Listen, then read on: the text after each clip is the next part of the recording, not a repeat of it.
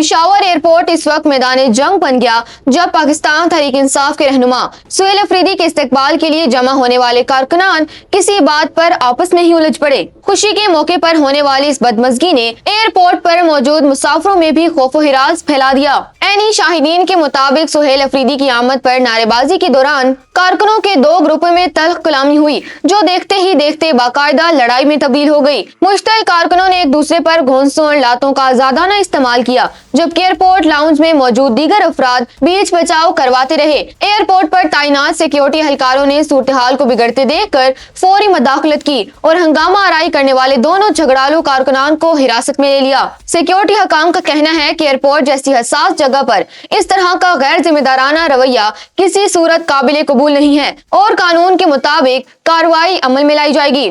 Social media पर इस वाक़े की वीडियोस वायरल होने के बाद सारिफीन और सियासी मुखालिफिन की जानिब से पीटीआई के कारकुनों के इस रवैये पर शदीद तनकीद की जा रही है।